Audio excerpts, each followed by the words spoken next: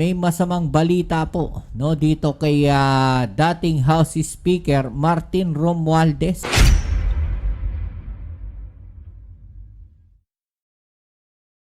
Ayo, what's up? Welcome back dito sa ating channel dito sa Mobs TV. Alright, so tayo babalik muli mga kababayan at ito, pag-usapan natin ang masamang balita dito po kay House Speaker, dating House Speaker Martin Romualdez mga kababayan.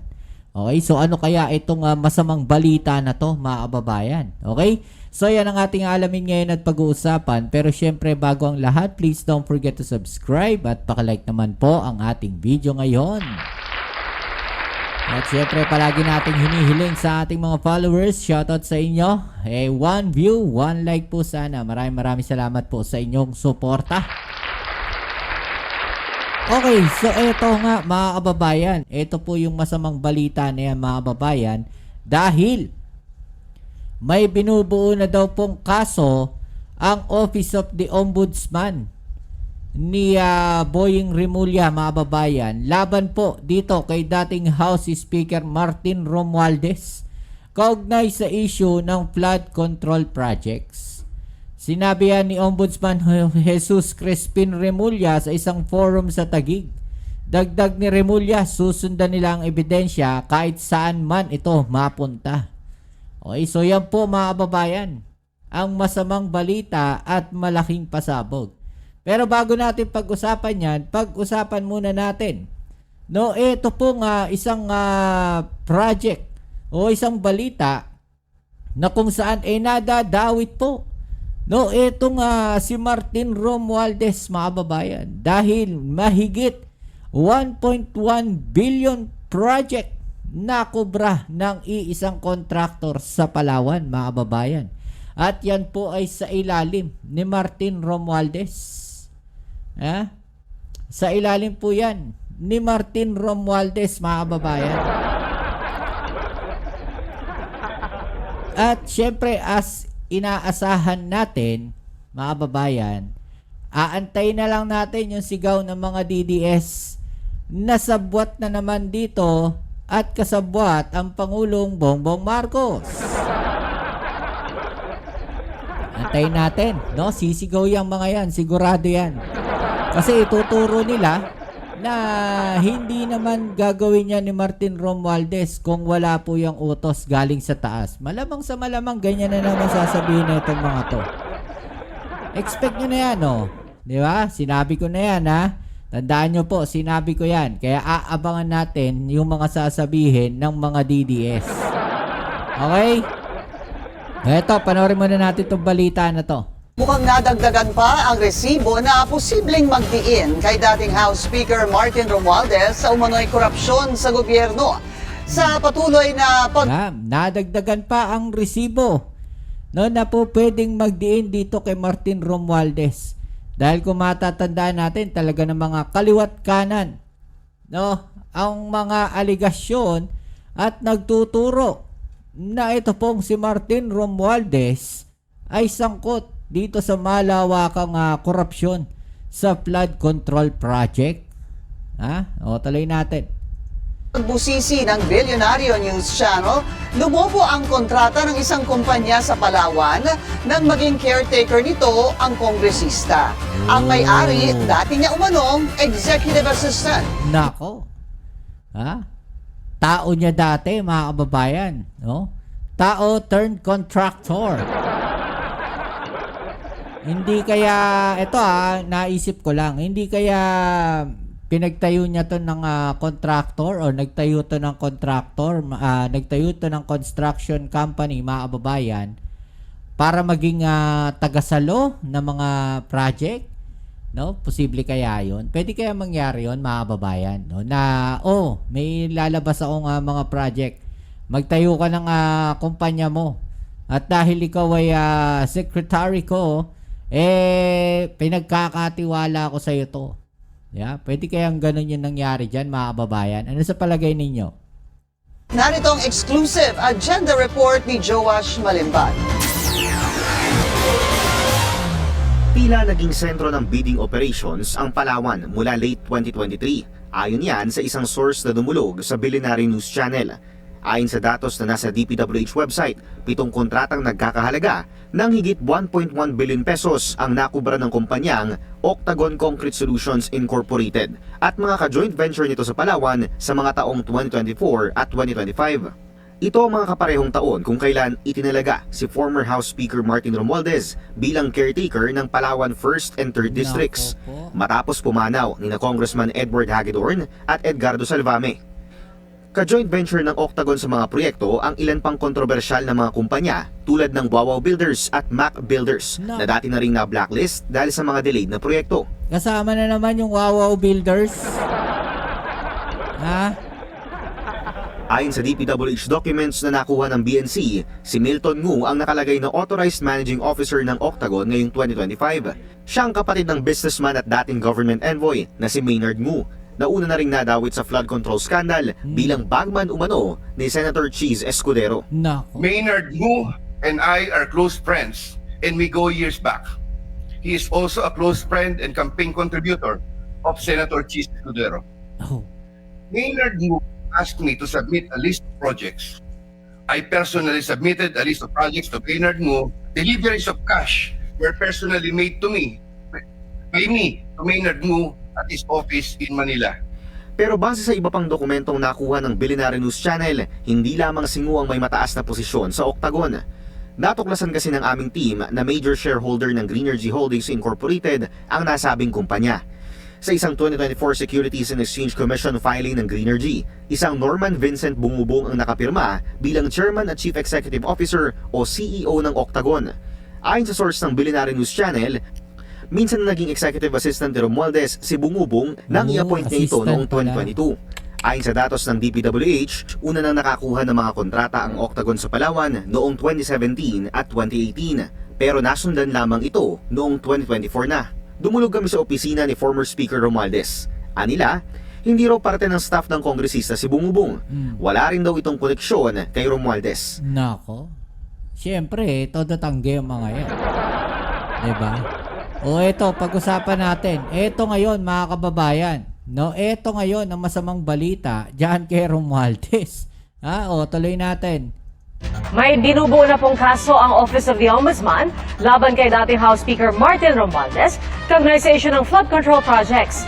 Sinabi po yan ni Ombudsman Jesus Crispin Remulla sa isang forum sa Taguig. At dagdag ni Remulla, susundan nilang ebidensya kahit saan man ito mapunta. Saksi si Salima Refran.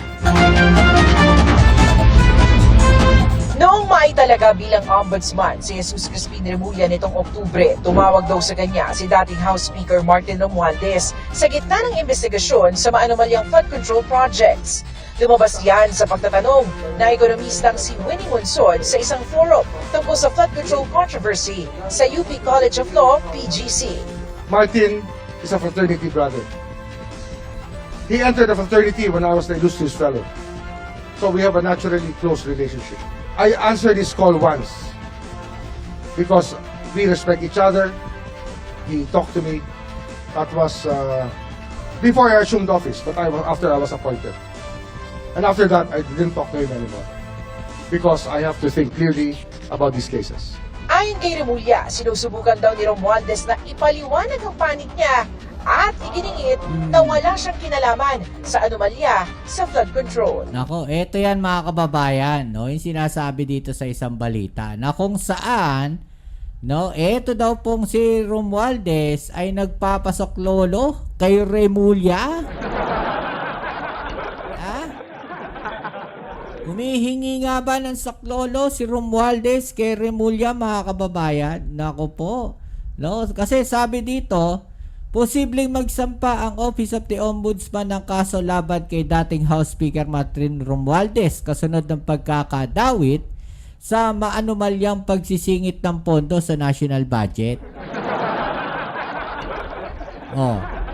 Inamin ni Remulla na tinatawagan siya ni Romualdez para ipagtanggol ang sarili sa pagkakadawit sa maanomalyang flood control project.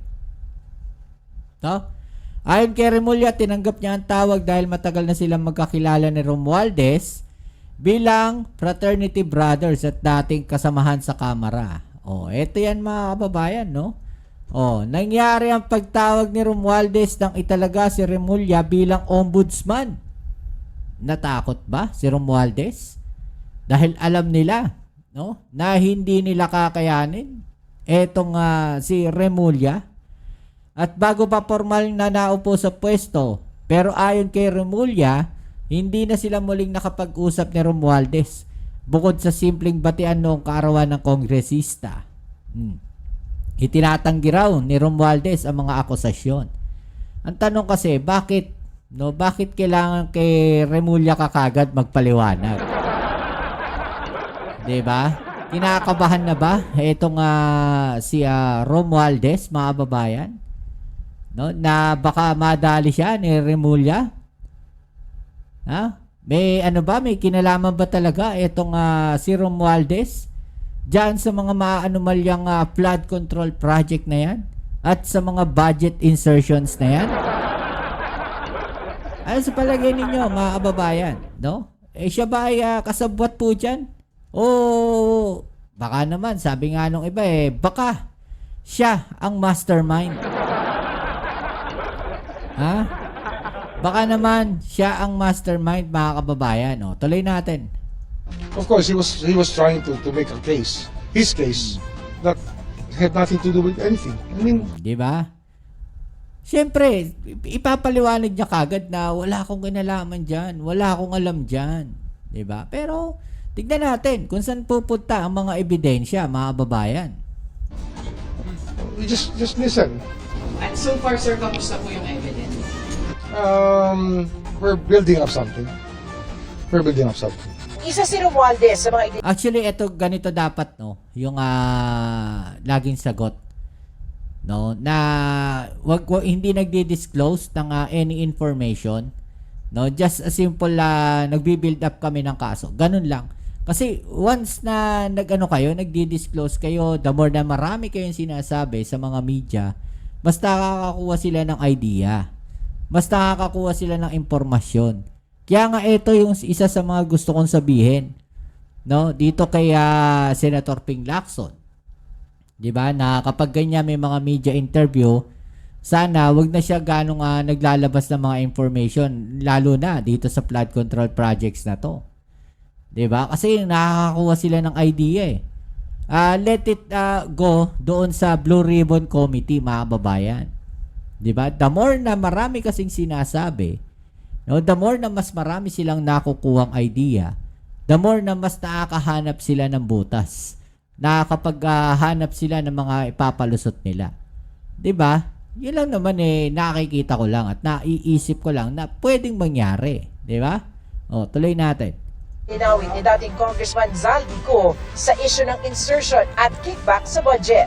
Si Romualdez din daw ang nagbanta kay Ko na huwag nang bumalik ng bansa. Sabi rin noon ng dating security consultant ni Ko na si Orly Gutesa na naghahatid umano sila ng mali-maletang pera kay Romualdez sa mga bahay nito. So when you think it will be filed within the year, I mean not this year, but at least in the next 6 months or 9 months. Oh yes, ma'am. You think so? Yes, ma'am. I'll hold you to that. Yes, ma'am. Si Remulla, inulit na susundan ng ebidensya kahit saan man ito mapunta. Kahit pa kay Pangulong Bongbong Marcos na sinasabi ni Ko na nag-utos daw magpasok ng 100 billion pesos insertions sa budget. Kahit sino pa po ito. Wala naman tayo magagawa kasi nandiyan na yan Evidence na yan Tsaka, we are trying to be as transparent as we can be. Kasi nga, this is already an issue close to the hearts of Filipinos. Hindi ko naman kinuha yung opisina to para magtakip para kahit kanino. Pero sa ngayon, aabot na ba ang mga ebidensya hanggang sa Malacanang? Wala pa akong nakikita sa aking mga mata. Pero kinakailangan, pag-aralan natin. Sinisika pa namin makuha ang panig ni Romualdez sa mga sinabi ni Remulla. Pero dati nang sinabi ni Romualdez na malinis ang kanyang konsensya sa kabila ng mga aligasyon ni Ko na anyay di naman pinanumpaan at walang bigat bilang ebidensya sa korte. Ayon naman sa palasyo, kahit may mga nabanggit na miyembro ng gabinete sa mga aligasyon ng katiwalian, walang internal investigation na nagaganap sa ngayon.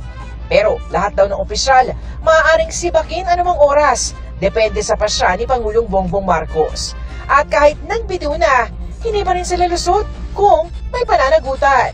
Wala pong Dapat lang, no? Dapat lang. Kasi parang parang hindi dapat maging scapegoat yung pagre-resign nila, no, para maging ligtas sa any case o mga kaso. 'Di ba? Hindi po pwedeng ganoon. No? Kasi nasa office kayo nung ginawa niyo 'yan eh. 'Di ba? Ano kayo ng palasyo eh. Tapos nag-resign lang kayo, wala na, tapos na, ganun-ganun na lang. Hindi po pwedeng ganun. 'Di ba? Naglolokohan tayo pag ganun. Dapat tuloy ang kaso. kung pwedeng lumagpas. Kung kinakailangan po imbestigahan, private citizen, public official, kung kailangan imbestigahan, dapat imbestigahan. Tatlong opisyal ng ehekutibo ang inanunsyong nagbitiw kamakailan alang-alang sa delikadesa matapos madawit ang kanilang mga tanggapan sa issue ng flood control projects. Nauna nang tinanggi ni Nanooy Budget Secretary Amena Pangandaman at Executive Secretary Lucas Bersamin ang mga aligasyon ng katiwalian. Si Bersamin iginit naman kahapon na di siya nag-resign, taliwas sa inanunsyo ng Presidential Communications Office. The palace announcement was issued in line with this understanding and with due regard for stability and continuity in governance. At nagkausap naman po sila ng Pangulo face-to-face at let us just leave it at that. So we still stand by our statement that we resigned all of the evidence. Muli po, ang pina-announce po sa atin ay galing sa palasyo at kung ano po naramdaman ni E.S. Bersamin, yun din po na ginagalang po natin ang kanyang nararamdaman. Tinanong din ng palasyo kung magkakaroon nga ba ng balasahan sa gabinete. Kasunod yan ang papirong sabi ni Pangulong Marcos sa Bagong Bayani Awards kung saan kinilala ang mga OFW. The First Lady Luisa Araneta Marcos, who has recently been traveling to Europe to assist with the OWA with some of the activities. So she has become our ambassador now for migrant workers. It's your new designation. Diba magka-cabinet shake-up tayo sa kasama ka na dun sa... Kung nakita niyo po na parang pabiro po yung pagkakasabi ng Pangulo, so yun muna po tayo. Face value. Para sa GMA Integrated News. Okay, so yan mga kababayan, no? In short, mga kababayan, etong si Romualdez, kung titignan natin, medyo kinakabahan to, no, dito sa mga naging pahayag, lalo na ni Ombudsman Remulla.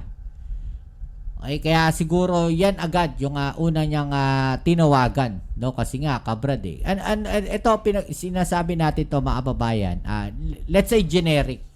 No, generic yung pinag-uusapan natin. O, kung ikaw ay may kilala, no, sa isang ahensya. Kunyari, no, may kilala ka sa isang ahensya. Tapos ikaw ay may kakaharaping kaso at kakilala mo yung mismong head ng ahensya na yon, no? Na yun ang hawak ngayon, no, ng reklamo laban sa iyo. Sino yung unang tatawagan mo? Sino yung unang kakausapin mo? Since kakilala mo yung nasa head ng ahensya na yon, malamang sa malamang yun yung unang kakausapin mo. Yun yung unang-unang tatawagan mo.